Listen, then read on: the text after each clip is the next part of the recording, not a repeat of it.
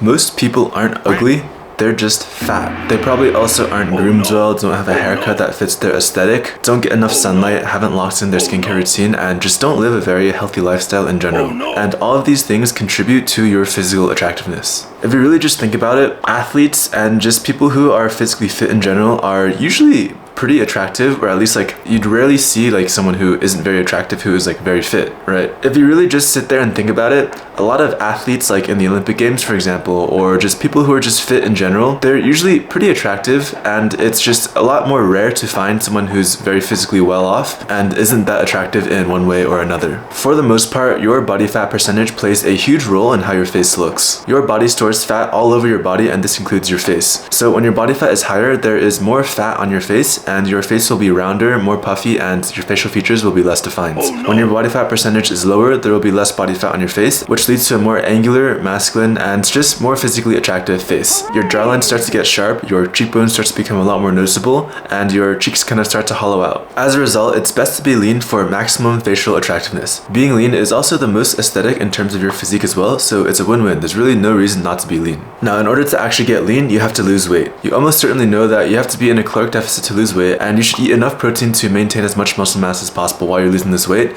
So I won't go into these kind of like basic fundamentals in this video. I'll really just go over more tips on how to maintain this type of lifestyle where you're in a caloric deficit, you can eat high protein, and just kind of ways to make it easier for you to get lean and lose fat. So the first thing is just to eat nutritious whole foods. These are less calorically dense, they have more nutrition in them, and they will just keep you satiated and feeling full for longer. And they're also just better for you and your body. The health of your body really reflects in how you look physically as well. For example, if you're pretty healthy and you live a pretty active lifestyle, you'll almost certainly have a better looking physique, your face will be more physically attractive, and you'll just have in general less bloating, less puffiness, less inflammation than someone who isn't as healthy. This also makes sense biologically. We are more likely to be attractive to someone who is healthy, which means that they'll make a better partner or a better mate, and which means that like our offspring will be more healthy, right? The next tip is to really pay attention and be mindful of your hunger levels and eat until you're 70% full. This is a very comfortable level, honestly. It's just a little bit past the point of feeling not hungry. And eating until 70% fullness is the perfect amount, because any less and you'll probably still be hungry and will need to eat more, and any more than 70% and you'll probably feel like overly full and engorged and slow and lethargic. And this is a perfect indicator of when to stop eating if you are not tracking calories but you don't want to get fat. And this is actually really common in a lot of Asian cultures, where kids in these cultures are taught about this rule of eating and they grow up eating this way until they're 70% full, until it becomes pretty much a lifelong habit to them. I believe that this is probably one of the biggest reasons why there's a lot less like obesity and fat people in Asia, think like Korea, Japan, China, whatever, than in the US, even though there is, like, if you think about it, a pretty similar amount of processed like garbage and snacks and food and all that bullshit. So if a full day of eating 2 to 3 meals where each meal you eat until you're around 70% full, then you're almost guaranteed not to get fat, as long as these foods that you're eating are nutritious whole foods and not like Twinkies or Oreos or some bullshit like that. This is the best for gut health and digestion as well, because if you eat too much, then your gut will be kind of like distressed and overworked in having to process all this food that you just ate. Because eating this way is best for your gut health, and your gut health plays a big role in pretty much every part of your body, such as your brain health and your hormones, your testosterone, which in itself plays a big role in how easy it is for you to gain muscle and lose fat. In the long term, it's the most sustainable and healthiest to eat this way, to eat like until you're around 70% full. And it also just prevents you from feeling slow and lethargic and like sleepy after you eat. Now, for me personally, eating until I'm around 70% full, that usually means that there will still be food left on the plate or like on the table. And so this takes some like mindfulness and some like self-control and discipline for me personally. When I was fat, I was pretty used to eating pretty much everything on my plate until everything was gone, and maybe even more than that, and basically just eating at least one whole portion no matter how full I got. When I instead eat mindfully and eat until I'm 70% full, what determines when I stop eating isn't really how much food is left on my plate or like on the table, it's really just how I personally feel. So it doesn't really matter if there's still food on the table that you're not going to eat and you're kind of like technically like wasting a few bites of food. Kind of wasting this food is a price that you'll have to pay in order to be healthy, and this price is something that I'm like very willing to pay. The food that you waste is a very small cost for the result of your health, so don't be afraid to leave leftovers on your your plate. So I'm going to give you an actionable step. For your next meal, eat mindfully. This means while you're eating, you're only eating and you're not watching like Netflix or anime or like YouTube or like scrolling on TikTok or whatever. Focus on the taste and texture of each bite of food that you eat. Maybe for each bite, you can feel your stomach slowly filling up by like, I don't know, 3% up until that 70% mark. Or maybe you can feel after every 5 bites that you get like slightly fuller. But the point is to really pay attention to these things so that once you hit that like perfect golden 70% threshold, then you'll be able to stop eating and you'll feel perfect. And you'll also be able to just enjoy your food more because you're concentrating on like the taste and the texture of each bite. Now the goal is to eat all of your meals this way. Obviously, if you're like out with friends or something, then like, you know, interact with them. But like if you're eating alone, just eat mindfully and just pay attention to your food and kind of give your food the respect it deserves. This will be kind of like a tangent, but I think it's really important to really respect your food, especially if you kind of eat like this kind of animal-based diet, then you're eating a lot of animal products and stuff as well. And so whenever I'm eating, I'm just like always very grateful, one, to like even just have this nutritious food that's like able to fuel my body, and two, that this like animal gave up its life so that I could have like optimum nutrition for my own body, right? And it's just this like feeling of like this like really high like vibration feeling of gratitude towards these animals and like just like towards this food and like just towards the stuff that I'm consuming, if that makes sense at all. But yeah, the point is to just eat mindfully and be grateful for your food. The next tip to kind of make it easier to get lean is just to be active and live a healthy lifestyle. Now, this is obviously a no-brainer. Lifting weights will help you build more muscle mass, which will increase your metabolism, but also make your physique look better. And experienced lifters often have more like chiseled faces than someone who doesn't lift weights at all, even if they're at the same body fat percentage. I'm not really sure why that is, but if you take like a bodybuilder at 10% body fat versus like some skinny fat dude who's never touched weights in his life, also at around 10% body fat, then the dude who lifts weights and lives an active, healthy lifestyle will almost certainly have a more chiseled face and just like a better and more attractive looking face and physique in general. Again, I don't know why that is exactly scientifically, but it is something that I have noticed. And just in general, moving more throughout the day, like outside of your gym schedule and like your scheduled workouts and whatnot, will help you burn more calories and therefore make it easier to get lean. A good example of this is getting your 10,000 steps per day. Getting 10,000 steps per day means that you're walking around a lot, and there's a lot of benefits to this, such as improving your mental health. It probably like improves your circulation, improves your recovery, etc., etc. But looking at it strictly just from a calorie perspective and ignoring everything else, this also makes sense why like getting 10,000 steps every single day will make it easier for you to get lean, just because burning an extra amount of calories every single day, and if you're consistent with this, then this really adds up in the long term and just makes it a lot easier for you to get lean. You also want to get enough sunlight and sleep well. Doing all of these healthy habits and living a healthy lifestyle will really reflect on your physique,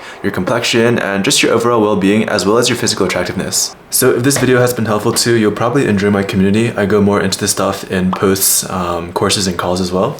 So if you're interested in that, that'll be in the description below. The next piece of advice is to focus on your ambitions. Now, I know this sounds kind of like cliche and like almost kind of stupid, but if you just really think about it, like think of those people who you hear about are like so focused on work that they forget to eat, or like are so focused on studying, like they forget to eat. They're like, oh yeah, I only had one meal this day because I was studying like 8 hours, 12 hours, whatever, right? If you're currently a fatty, then becoming like this and becoming so focused on your work will do you some good. Whether that be like studying for school, working on a business, working at your job, working on like some project or side hobby. Now, I'm not telling you to starve yourself. You can have like a regular meal schedule and just eat until you're 70% full. But by being so focused on something, it kind of takes your mind off of food.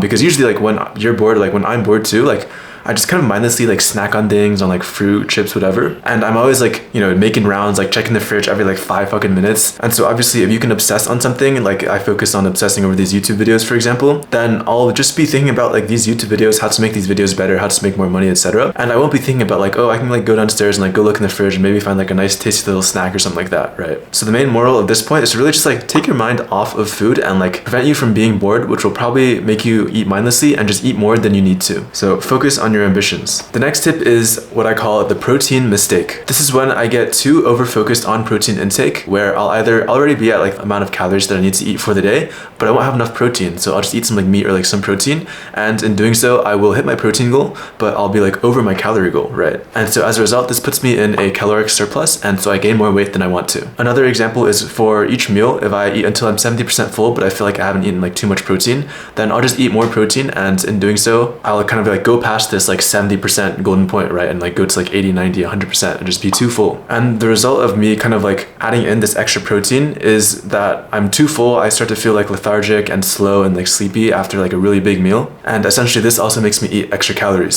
So the solution to this is obviously to just like focus on actually like eating protein like first before you hit your caloric intake. If you're trying to get lean, then having a few days or a few meals where you don't eat like as much protein as you need to, but you still like have your target calories where like you're in a deficit, right? You'll still get lean if you eat like more like carbs and fat than protein, as long as you're like still within that caloric deficit, right? Now, obviously this isn't ideal, but because our main goal is to get lean, we kind of want to prioritize like staying at this caloric deficit and like staying at like the 70% fullness point over trying to hit our protein goal in a situation where we can only choose one, right? Like ideally we like hit our protein goal and stay in a caloric deficit, but like on those days where we like, you know, mess up or like don't eat enough protein, it's fine to not have enough protein in your diet for like a meal every now and then, or like one day every now and then, right? Hopefully that makes sense. Now, these are all tips and tricks to get lean, which will have a really, really big impact on your facial attractiveness. But there are some others like small, simple, straightforward things that you can do in order to also like just increase your facial attractiveness. For example, you can have a simple skincare routine where you just have like a cleanser and a moisturizer, and in the morning you put on sunscreen. This is kind of like the 80-20 rule of skincare, where you don't really need like your 10-step Korean skincare routine, but you also don't just want to be using like water and like 13-in-1 soap like on your face, right? Another thing you can do is to do regular lymphatic massages or gua sha massages on your face to kind of like drain the liquid and the puffiness and just like drain your lymph nodes. Your lymphatic system kind of carries waste and helps it travel out of the body. And so if you can like physically like lymphatically massage your face, then you're kind of getting rid of a lot of the excess liquid and waste and whatever that's just like in your face. And when done as a regular routine for a while, this can make your face more angular, leaner, and like less puffy. But again, this has to be done as part of like a regular routine. You're not really going to see too big of a difference from doing it just like once or twice. My solution to this is to do this like big 6 like lymph massage video that I found on like Twitter or some shit. I'll link it in the description below. And also to just use like a gua sha or even just like your hands in the morning and at night when you're doing your skincare routine. So for example, when you put your cleanser on, you can just use your hands to like massage your face for like, I don't know, 5, like you move your hand like this like 5 times, right? And like that'll take maybe 15 seconds. And there's like a few areas where you can like massage your face just like that, but like so in total it'll be an extra like, I don't know, additional minute to your skincare routine in the morning and at night. But by doing this like small adjustment every single day, it should make like a bigger difference in clearing the excess liquid and waste from your face. And again, good sleep. I already mentioned this as part of the healthy lifestyle section. Getting bad sleep just makes you like more puffy and inflamed. So good sleep will obviously prevent puffiness and inflammation and stuff. So really focus on getting good sleep. One mindset that I really like is from Brian Johnson, and he says to treat sleep as if you're like a professional sleeper and sleeping is your job. So it's like when you're in school and like you have a test coming up, then like you're probably gonna prioritize that as like the #1 thing in your life until you're done with that exam, with like studying and like doing practice problems and whatever. You kind of want to treat sleep the exact same way, where when your bedtime comes along, this is literally your #1 priority. It's more important than really anything else. And thinking about it this way will kind of help you get into bed on time and like stop scrolling on your phone or whatever on time. So that's all for this video. The biggest takeaway is that most people aren't ugly, they're just fat and probably like unhealthy. Living a holistically healthy lifestyle will not only make it easier for you to lean out, which will in turn increase your facial attractiveness and just your attractiveness in general, it'll also just make you like overall healthier, like both physically and mentally in general, which in turn will also make you more attractive as well. So thanks for watching, thank you for your time, and bye bye.